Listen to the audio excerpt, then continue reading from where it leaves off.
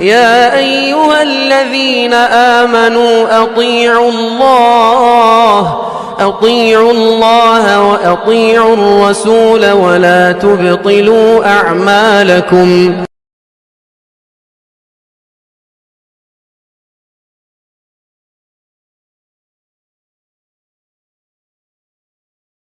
الحمد لله نحمده ونستعينه ونستغفره ونعوذ بالله من شرور أنفسنا ومن سيئات أعمالنا. من يهده الله فلا مضل له ومن يضلل فلا هادي له. وأشهد أن لا إله إلا الله وحده لا شريك له وأشهد أن محمدا عبده ورسوله. أما بعد فإن خير الحديث كتاب الله وخير الهدي هدي محمد صلى الله عليه وسلم وشر الأمور محدثاتها وكل محدثة بدعة وكل بدعة ضلالة وكل ضلالة في النار. فأعوذ بالله من الشيطان الرجيم. بسم الله الرحمن الرحيم. يا أيها الذين آمنوا اتقوا الله حق تقاته ولا تموتن إلا وأنتم مسلمون. يا أيها الناس اتقوا ربكم الذي خلقكم من نفس واحدة وخلق منها زوجها وبث منهما رجالا كثيرا ونساء واتقوا الله الذي تساءلون به والأرحام إن الله كان عليكم رقيبا. يا أيها الذين آمنوا اتقوا الله وقولوا قولا سديدا يصلح لكم أعمالكم ويغفر لكم ذنوبكم ومن يطع الله ورسوله فقد فاز فوزا عظيما. وقال الله تبارك وتعالى بسم الله الرحمن الرحيم. قاف والقرآن المجيد بل عجبوا أن جاءهم منذر منهم فقال الكافرون هذا شيء عجيب أئذا متنا وكنا ترابا ذلك رجع بعيد قد علمنا ما تنقص الأرض منهم وعندنا كتاب حفيظ بل كذبوا بالحق لما جاءهم فهم في أمر مريج أفلم ينظروا إلى السماء فوقهم كيف بنيناها وزيناها وما لها من فروج والأرض مددناها وألقينا فيها رواسي وأنبتنا فيها من كل زوج بهيج تبصرة وذكرى لكل عبد منيب. وقال الله تبارك وتعالى اليوم أكملت لكم دينكم وأتممت عليكم نعمتي ورضيت لكم الإسلام دينا. معزز و محترم سامعین اکرام، میرے عزیز دینی و ملی بھائیوں، ہر قسم کی تعریف و توصیف اللہ رب العزت وحدہ لا شریک کے لیے لائق و سزاوار ہے کہ جس نے ہمیں انسان بنایا، پھر ہمیں اسلام جیسی دولت سے نوازا، پھر ہم انسانوں کی رشد و ہدایت کے لیے انبیاء و رسول علیہ السلام کے سلسلے بھیجے، جس سلسلے کی آخری کڑی میرے اور آپ کے نبی آخر الزماں محمد الرسول اللہ صلی اللہ علیہ وسلم۔ حضرات، ابھی خطبہ مسمونہ کے بعد میں نے ایک آیت تلاوت کی ہے۔ اس آیت میں اللہ رب العزت ارشاد فرماتا ہے الیوم اکملت لکم دینکم، کہ آج کے روز میں نے تمہارے دین کو مکمل کر دیا۔ وَأَتْمَمْتُ عَلَيْكُمْ نِعْمَتِي، اور تم پر اپنی نعمت تمام کر دی، اپنی نعمت کو مکمل کر دیا۔ وَرَضِيتُ لَكُمُ الْإِسْلَامَ دِينًا، اور تم سب سے اسلام کے لیے میں راضی ہو گیا۔ اللہ رب العزت نے بحیثیت مسلمان ہم پر جو انعام و اکرام کیے ہیں، یہ جو ہمیں 5 وقتہ ہر روز دن میں 5 دفعہ نمازیں پڑھنے کا حکم دیا، سال میں رمضان کے مہینوں کا روزہ رکھنے کا حکم دیا، جس پر زکوٰۃ واجب ہو اسے زکوٰۃ ادا کرنے کا حکم دیا، بیوی بچوں کے ساتھ اچھا سلوک کرنے کا حکم دیا، قرآن کو سمجھنے کا، یاد کرنے کا حکم دیا، یہ تمام چیزیں اللہ کی نعمت ہیں۔ اور اللہ نے کہا کہ وَأَتْمَمْتُ عَلَيْكُمْ نِعْمَتِي، کہ میں نے اپنی نعمت کو مکمل کر دیا، یعنی میں نے اس دین کو مکمل کر دیا۔ اب اس دین میں کسی قسم کی زیادتی کی کوئی گنجائش نہیں رہے گی۔ کتنا ہی بڑا عالم، کتنا ہی بڑا امام اور کتنا ہی بڑا بزرگ کیوں نہ ہو، اسے اس بات کی اجازت نہیں ہے کہ وہ اب اس دین میں کسی چیز کا اضافہ کرے، اس دین میں اپنی جانب سے کسی چیز کو بڑھا چڑھا کر پیش کرے۔ حضرت سعید بن مسیب فقیہ مدینہ ہیں، انہوں نے ایک شخص کو دیکھا کہ نماز فجر کے بعد 2 رکعتیں نماز پڑھ رہا ہے۔ انہوں نے اسے ٹوکا کہ ایسا مت کر۔ وہ کہنے لگا کہ آپ کہہ رہے ہیں کہ اگر میں نماز پڑھوں گا تو اللہ مجھ کو عذاب دے گا، نماز پڑھنے پر اللہ مجھ کو گناہ دے گا، سزا دے گا۔ انہوں نے کہا کہ نہیں، اللہ تجھے نماز پڑھنے پر سزا نہیں دے گا، اللہ تجھے نماز پڑھنے پر عذاب نہیں دے گا، اللہ تجھے نبی کی مخالفت پر عذاب دے گا، اللہ تجھے اس بات پر عذاب دے گا کہ تو اپنی جانب سے ایک ایسا عمل کر رہا ہے جو اللہ کے نبی نے انجام نہیں دیا۔ غالباً حضرت ابو موسیٰ اشعری نے یا عبداللہ ابن مسعود نے مسجد نبوی میں بعض لوگوں کو دیکھا کہ وہ حلقہ بنا کر بیٹھے ہوئے ہیں، 4-5-6 لوگ ایک دائرہ بنا کر بیٹھے ہوئے ہیں، پتھروں کو جمع کر لیا ہے، اور ایک شخص تسبیح کہتا ہے، سبحان اللہ کہتا ہے، اور اس کے پیچھے سارے لوگ سبحان اللہ کہتے ہیں، اور وہ پتھروں سے اس عمل کو گنتے جا رہے ہیں۔ انہوں نے ان لوگوں کو ڈانٹا، کہا کہ ابھی اللہ کے نبی کو مرے ہوئے چند دن گزرے، ابھی صحابہ موجود ہیں، آپ کی بیویاں موجود ہیں، آپ کا گھر موجود ہے، اور تم بدعتوں میں پڑ گئے، تم اللہ کے نبی کے، اللہ کے دین میں اپنی جانب سے چیزیں پیدا کرنے لگے، اللہ تم کو اس بات پر عذاب دے۔ تو اللہ رب العزت نے اپنے دین کو مکمل کر دیا۔ اب اس بات کی قطعاً کوئی گنجائش نہیں کہ کوئی شخص، کوئی امام، کوئی عالم، کوئی بزرگ اپنی جانب سے اس دین میں کوئی اضافہ کرے، اپنی جانب سے کوئی عمل بتلائے کہ لوگوں ایسا عمل کرو، اس کا بڑا فائدہ ہے، لوگوں ایسا عمل کر لو، اللہ تم کو اتنی نمازوں کے ثواب دے دے گا، اتنے حج اور عمرے کے ثواب دے دے گا، ایسا ہرگز ممکن نہیں ہو سکتا۔ میں آپ کو بتلاتا چلوں کہ گناہ میں اور بدعت میں فرق ہے۔ اللہ کے رسول صلی اللہ علیہ وسلم نے فرمایا، الاسم ما حاک فی صدرک وکرہت ان یطلع علیہ الناس، کہ گناہ یہ ہے کہ جس کو کرنے پر تمہارے دل میں جھجک اور ٹھٹک پیدا ہو، جو کام تم کرنے جاؤ تو تمہارا دل تمہیں ملامت کرے، وکرہت ان یطلع علیہ الناس، اور تم اس بات کو ناپسند کرتے ہو کہ لوگوں کو یہ بات پتہ چلے۔ بھائی، آپ کو سگریٹ پینے کا دل کیا، آپ نے چھپ کر سگریٹ پی، آپ نہیں چاہتے کہ میرے ماں باپ کو، میرے رشتہ داروں کو، میرے گھر والوں کو اس کا پتہ چلے، نہیں تو وہ مجھے برا جانیں گے، یہ گناہ ہے آپ کے دل میں، اور آپ جانتے ہیں گناہ کرنے والا اس بات کو جان رہا ہوتا ہے کہ وہ گناہ کر رہا ہے، اگر آپ اس کو روکیں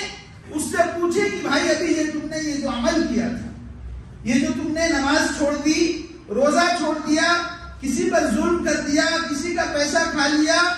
اپنے کسی کو ڈرا دیا، دھمکا دیا، کوئی گناہ کر دیا، تمہارا یہ عمل اچھا تھا یا برا تھا، تو وہ کہے گا، اعتراف کرے گا کہ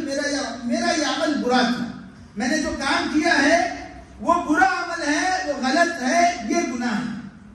اس کے مقابلے میں بدعت کیا ہے؟ فرمایا کہ ہر نئی چیز جو دین میں ایجاد کی جائے وہ بدعت ہے، یعنی ہر وہ عمل جو کوئی مسلمان انجام دے اور اس کے بدلے میں وہ اللہ سے ثواب کی امید رکھتا ہے،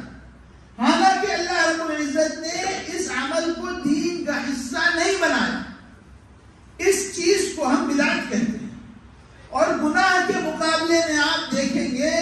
کہ بدعت کرنے والا شخص چاہتا ہے کہ لوگوں کو پتہ چلے کہ وہ کون سا عمل کر رہا ہے، وہ سمجھتا ہے کہ اس کا یہ عمل بڑا اچھا عمل ہے، اللہ اس کو بہت نیکیوں سے نوازے گا، اور اس کی خواہش ہوتی ہے کہ ہر ایک اس عمل پر جائے۔ گناہ الگ چیز ہے، بدعت الگ چیز ہے۔ شیطان جب کسی شخص کے شرک سے مایوس ہو جاتا ہے کہ اب یہ شخص شرک میں نہیں پڑ سکتا، شیطان کی خواہش کیا ہے کہ ہر بندہ مومن جہنم میں جائے، ہر وہ شخص جو اللہ پر ایمان لا چکا ہے، جو اللہ کی جنت میں داخل ہو سکتا ہے، اس کو جہنم پہنچانا یہ شیطان کا کام ہے، یہ شیطان کا ہدف ہے، اور اسی بات کی خواہش کو لے کے چلتا ہے۔ اس کی پہلی کوشش ہوتی ہے کہ بندہ مومن کو مشرک بنا دے، اس سے ایسا گناہ کروا دے کہ اللہ اس کو کبھی معاف نہ کرے، یہاں تک کہ وہ توبہ کرے۔ جب وہ یہ دیکھتا ہے کہ اب یہ بندہ شرک میں نہیں پڑ سکتا، تو وہ اس کو گناہ کی طرف نہیں بلاتا، وہ اس کو بدعت کی طرف بلاتا ہے، کیونکہ گنہگار شخص اللہ کی طرف لوٹ کے آ سکتا ہے۔ گنہگار شخص جان رہا ہوتا ہے کہ وہ گناہ کر رہا ہے، سگریٹ پینے والا، شراب پینے والا، چوری کرنے والا، ڈکیتی کرنے والا، کسی پر ظلم کرنے والا جان رہا ہوتا ہے کہ وہ جو عمل کر رہا ہے وہ گناہ کا عمل ہے۔ اللہ اسے توفیق دے دے، اللہ اس کے دل کو نرم کر دے، اس کے دل کو انعام سے نواز دے، تو یہ اللہ کی طرف لوٹ آئے گا اور اپنے گناہوں سے توبہ کر لے گا۔ اس کے مقابلے میں وہ شخص جو بدعت کرنے والا ہوتا ہے، جو دین میں کسی نئے کام کو ایجاد کر کے اور اللہ سے ثواب کی امید پر عمل کرنے والا ہوتا ہے، اسے توبہ کی فکر نہیں ہوتی، کیونکہ یہ سمجھ رہا ہوتا ہے کہ میں جو عمل کر رہا ہوں یہ نیک عمل ہے، مجھے توبہ کی کیا ضرورت، اللہ تو مجھے اس عمل پر انعام سے نواز رہا ہے، اللہ تو اس عمل پر مجھے بے شمار اور بے تحاشا نیکیوں سے نواز رہا ہے۔ اسی لیے علماء نے فرمایا کہ ایسا شخص جو گنہگار ہے مگر بدعتوں میں نہیں پڑتا، اس کو اللہ رب العزت سزا دے گا، لیکن اس کی سزا ہلکی ہوگی۔ یہ شخص بہتر ہے اس شخص سے جو نیک ہے مگر بدعتی ہے، نمازیں پڑھتا ہے، روزے رکھتا ہے، داڑھی رکھتا ہے، لوگوں میں اچھا مسلمان جانا جاتا ہے، لیکن چونکہ بدعت کرنے والا ہے، یہ اللہ کی نگاہ میں اس شخص سے بہتر نہیں بلکہ بدتر ہے، گنہگار شخص سے بدتر ہے یہ شخص، اگرچہ کہ یہ نمازیں پڑھنے والا ہے، روزے رکھنے والا ہے، نیک اعمال کرنے والا ہے، مگر چونکہ بدعتیں کرتا ہے، اس لیے یہ اللہ کے نزدیک اس شخص سے بدتر ہے جو گنہگار ہے۔ اور اسی لیے ہمارے علماء نے، اسلاف نے اس بات سے بہت زیادہ متنبہ کیا، مسلمانوں کو بہت زیادہ ہوشیار کیا کہ دیکھو ہمیشہ بدعتی سے دوری بنائے رکھنا، ہمیشہ بدعتی شخص سے دور رہنا، ان کی مجلسوں سے بچنا، یہ نہ ہو کہ تم ان سے دوستی کرنے لگو، ان کی باتیں تم کو اچھی لگنے لگے، اور پھر کوئی بدعت تمہارے دل میں جا کر بیٹھ جائے، تم اس پر عمل کرنے لگو، اور روز قیامت تمہارا انجام ان کے ساتھ ہو جائے۔ بہت سارے بڑے عالم گزرے، انہوں نے دیکھا اپنے بیٹے کو کہ ایک بدعتی عالم کے پاس سے آ رہا ہے، اس نے کہا کہاں گئے تھے؟ کہا فلانے عالم کے پاس گیا تھا۔ انہوں نے کہا کہ بیٹے اگر میں یہ دیکھتا کہ تو کسی زانیہ عورت کے گھر سے آ رہا ہے تو مجھے اتنی تکلیف نہیں پہنچتی جتنی تکلیف مجھے اس بات سے پہنچ رہی ہے کہ تو کسی بدعتی عالم سے بدعت سیکھ کر آ رہا ہے، تو اللہ کے دین میں ایک ایسی چیز سیکھ کر آ رہا ہے جس کا حکم اللہ رب العزت نے نہیں دیا، جو بات اللہ کے رسول نے نہیں سکھلائی تو ایسی بات کو سیکھ کر آ رہا ہے، اس دین میں ایجاد کرے گا، ایسی بات کو اس دین میں اور لوگوں میں پھیلائے گا۔ یہ بات اس سے کہیں بہتر ہوتا کہ تو کوئی گناہ کا کام کر کے آ جاتا، تو بڑے سے بڑا گناہ کر کے آتا، یہ ہلکا تھا کہ تو ایسے شخص کے پاس سے آتا ہے۔ علماء نے اس بات سے بہت زیادہ ٹوکا، بہت زیادہ متنبہ کیا، لوگوں کو بہت ڈرایا کہ دیکھو بدعتی سے بچنا، جو لوگ بدعت کو پھیلانے والے ہیں، جو لوگ بدعتوں کو انجام دینے والے ہیں، جو لوگ بدعتوں کو پسند کرنے والے ہیں، ایسے لوگوں سے بچنا۔ اس کے مقابلے میں ہم آج اپنا عمل دیکھیں، ہمارے واٹس ایپ پر، ہمارے انسٹاگرام پر، ہمارے فیس بک کے پیج پر ہم خالی لوگوں کی زبانوں سے متاثر ہو کر کہ ان کی زبانیں بڑی میٹھی ہیں، اس میں بڑی لچک ہے، وہ جو باتیں کہتے ہیں بڑی اچھی لگ رہی ہیں، ہم ان کی باتوں کو خوب نشر کرتے ہیں، واٹس ایپ پہ اسٹیٹس لگاتے ہیں، فیس بک پہ شیئر کرتے ہیں، انسٹاگرام پہ شیئر کرتے ہیں۔ حالانکہ اگر آپ ان کی اپنی زندگیاں دیکھیں گے تو ان کی شادیوں میں ان کے بچوں کا انتقال ہوتا ہے تو ان کے گھروں کے جنازوں میں، شادیوں میں، رشتہ داریوں میں بے طرح بے شمار بدعتیں موجود ہیں۔ جب ان سے محبت دل میں پیدا ہوتی ہے، جب آپ بار بار ان کے ویڈیوز دیکھتے ہیں، ان کی تقریریں سنتے ہیں، تو آہستہ آہستہ ان کی باتیں آپ کے دل میں گھر کرنے لگتی ہیں، آہستہ آہستہ ان کی باتیں آپ کو اچھی لگنے لگتی ہیں، پھر آپ بھی بدعت کے شکار ہو جاتے ہیں۔ اسی لیے امام ابن تیمیہ رحمہ اللہ فرماتے ہیں کہ شیطان کو بدعتی شخص زیادہ پسند ہے بنسبت گنہگار شخص کے۔ علماء نے فرمایا کہ اگر کسی گنہگار شخص کو دیکھو کہ وہ شہوتوں میں پڑا ہوا ہے، اپنے نفس کی شہوتوں میں پڑا ہوا ہے، تو اس سے امید رکھنا کہ یہ اللہ کی طرف لوٹ آئے گا۔ اگر تم دیکھو کہ کوئی شخص ایسا گناہ کر رہا ہے جس میں شہوت پائی جاتی ہے، کھانے اور پینے میں شہوت رکھی گئی، لڑکی میں، عورت میں لذت اور شہوت رکھی گئی، اگر کوئی ایسا گناہ کر رہا ہے جس میں شہوت ہے، اس سے زیادہ امید ہے کہ وہ اللہ کی طرف لوٹ آئے گا۔ کیوں؟ کیونکہ انسانوں کے باپ آدم علیہ السلام سے جنت میں جو گناہ سرزد ہوا تھا وہ شہوت کی بنا پر ہوا تھا۔ اللہ نے کہا تھا اس پھل کو نہ کھانا، ان کے دل میں اس پھل کو کھانے کی خواہش جاگی، انہوں نے اس پھل کو کھا لیا، اللہ نے ان کو اس زمین پر اتار دیا، مگر انہوں نے توبہ کی، اللہ نے ان کو توبہ کی یہ دی، توفیق دی، اور انہوں نے اللہ سے اپنے گناہ کی معافی مانگی۔ اس کے مقابلے میں اگر تم کسی گناہگار شخص کو دیکھو کہ وہ غرور اور گھمنڈ میں مبتلا ہو گیا ہے کہ میری تو اتنی اور اتنی نیکیاں ہیں، میری تو اتنی اور اتنی نمازیں ہیں، میرا تو ایسا اور ایسا عمل ہے، کسی قسم کے غرور میں اگر کوئی شخص مبتلا ہو گیا ہے اور گناہگار ہے تو اس کے لوٹ آنے کے امکانات بہت کم ہیں، کیونکہ ابلیس نے جو آدم علیہ السلام کو سجدہ کرنے سے انکار کیا تھا وہ غرور کی بنا پر انکار کیا تھا، گھمنڈ کی بنا پر انکار کیا تھا کہ اللہ تم نے مجھے آگ سے پیدا کیا ہے اور آدم کو مٹی سے بنایا ہے، آگ مٹی سے بہتر ہے، چنانچہ میں آدم کو سجدہ نہیں کر سکتا۔ علماء نے فرمایا کہ جو شخص شہوتوں میں پڑھ کر گناہ کرتا ہے اس کے لوٹ آنے کی امید ہوتی ہے، لیکن جو گھمنڈ میں اور غرور میں مبتلا ہو کر گناہ کرتا ہے اس کے واپس لوٹ آنے کی امید نہیں ہوتی۔ بہت مشکل ہے، الا یہ کہ اللہ اس کو توفیق دے دے اور اس کے دل کو دین اسلام کے لیے نرم کر دے، ورنہ اس کا آنا بہت مشکل ہوتا ہے۔ بدعت کے مقابلے میں اللہ رب العزت نے سنت کو پسند کیا۔ اللہ کے رسول صلی اللہ علیہ وسلم نے فرمایا کہ اگر کوئی شخص کسی بھولی ہوئی سنت کو زندہ کر دے، کوئی عمل جو صحابہ انجام دیا کرتے تھے، اللہ کے رسول انجام دیا کرتے تھے، پھر لوگوں نے اس کو بھلا دیا، اب کوئی شخص اس عمل کو دوبارہ سے زندہ کرے، اس سنت کو دوبارہ سے زندہ کرے، لوگوں کو بتلائے، لوگوں میں اس سنت کو پھیلائے، تو تا قیامت جتنے لوگ اس سنت پر عمل کریں گے اس کا ثواب اس شخص کو دیا جائے گا۔ بدعت کے مقابلے میں سنت کو اللہ رب العزت نے، اللہ کے رسول نے بہت زیادہ پسند کیا۔ پھر آپ دیکھیں گے کہ اللہ نے سنتوں کو آسان رکھا ہے، بدعتوں کو مشکل رکھا ہے۔ 2 رکعت نفل پڑھنا کتنا آسان ہے، کوئی قید نہیں۔ سورہ فاتحہ پڑھ لی، اس کے بعد سورہ اخلاص قل هو اللہ احد پڑھ لیا، دوسری رکعت میں اٹھے سورہ فاتحہ پڑھ لی، انا اعطیناک الکوثر پڑھ لیا، 5 منٹ 2 منٹ 3 منٹ میں 2 رکعتیں نماز ہو گئی۔ یہ ہے اللہ کی سنت جو آسان ہے۔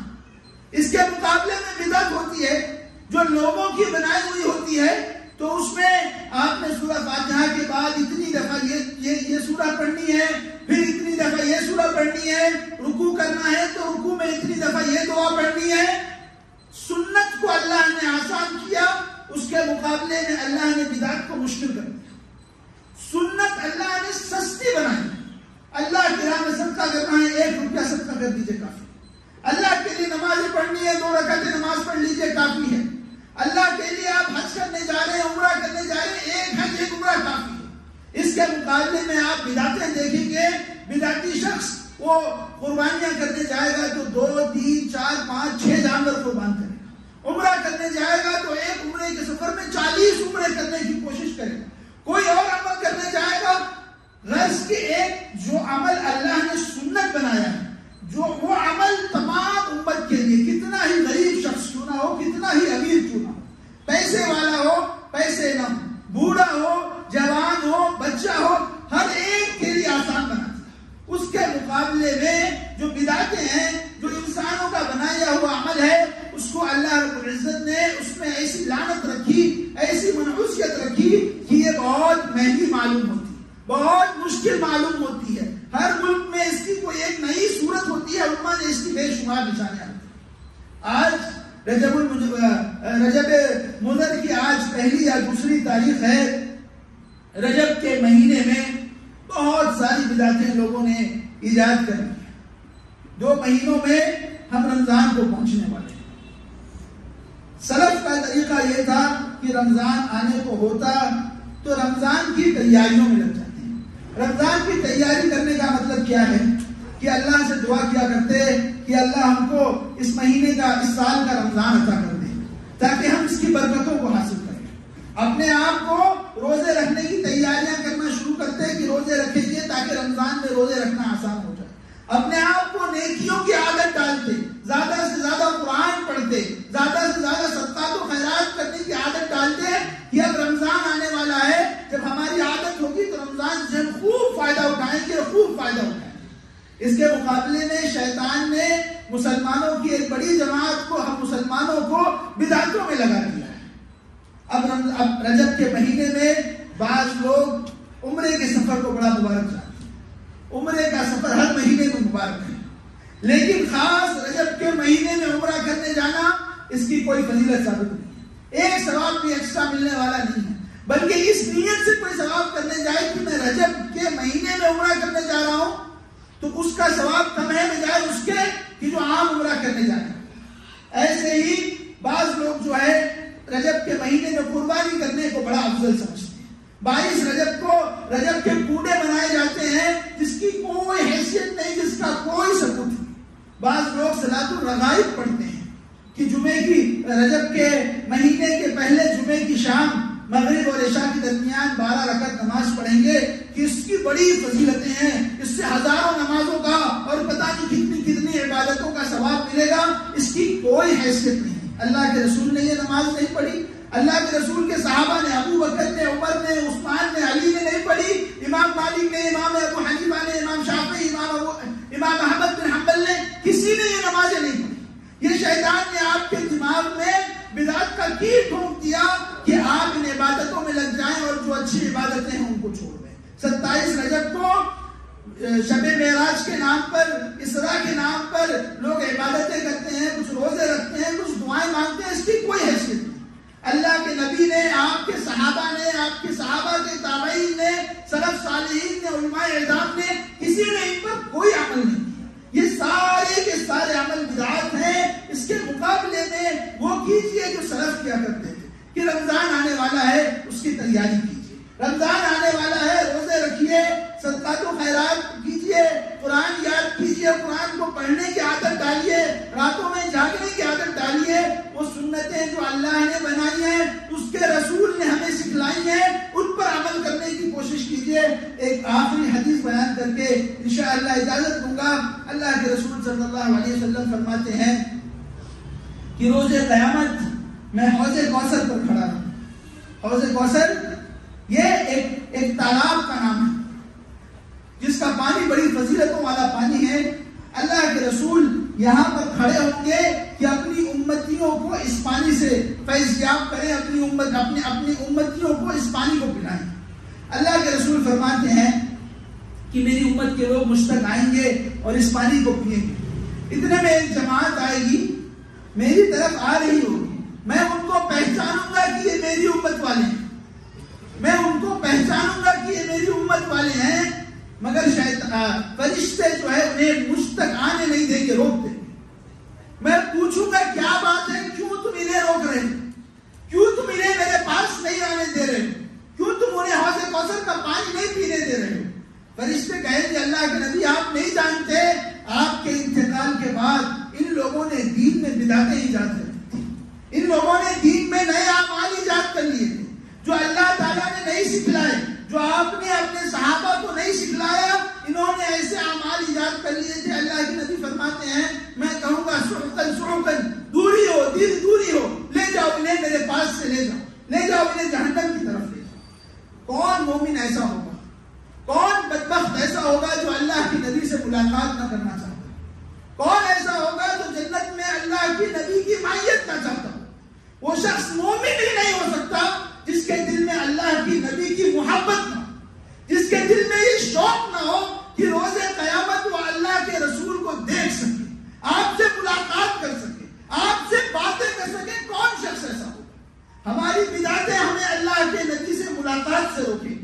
ہماری بدعتیں ہمیں اس فیض سے اور اتنے بڑے فیض اور اتنی بڑی برکت سے روکیں گی۔ خبردار ہو جائیے، ہوشیار ہو جائیے، اپنے اعمال کا جائزہ لیجیے، اپنے رشتہ داروں کا، بیوی بچوں، ماں باپ اور بھائیوں اور بہنوں، ہر ایک کا جائزہ لیجیے۔ دیکھیے کہیں ہم کسی بدعت میں تو نہیں پڑے، کہیں ہمارے رشتہ دار، ہمارے بھائی بہن کسی بدعت میں تو نہیں پڑے ہوئے۔ اللہ سے پناہ مانگیے کہ اللہ ہمیں بدعتوں سے محفوظ رکھے، ہمارے بھائیوں کو، ہمارے ماں باپ کو، ہمارے بچوں کو، ہمارے آنے والی نسلوں کو ان بدعتوں سے محفوظ رکھے اور ہمیں نیک اعمال اور سنتوں پر عمل کرنے والا بنائے۔ اللہ رب العزت سے دعا ہے کہ اللہ رب العزت ہمیں بدعتوں سے اور شرک سے اور گناہ سے محفوظ رکھے۔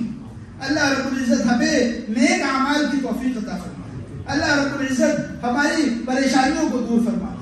جو قرض خواہ ہیں، جو مقروض ہیں، ان کے قرض کو ادا کرتے ہیں، جو نوکری کی تلاش میں ہیں، جو رزق کی تلاش میں ہیں، ان کے لیے رزق حلال کا سامان پیدا فرما، جو اچھے رشتے کی تلاش میں ہیں ان کے لیے اچھے رشتے عطا فرما۔ الہ العالمین، سارے جہاں میں، ساری دنیا میں یہ مسلمان، یہ تیرے بندے بڑی آزمائشوں سے گزر رہے ہیں، یا رب ان کی آزمائشوں کو ختم کر دیں، ان پر اپنی طرف سے خاص رحم نازل فرما۔ تقبل یا رب العالمین۔ اقول قولی ھذا واستغفر اللہ لی ولکم ولسائر المسلمین من کل ذنب انہ هو الغفور الرحیم۔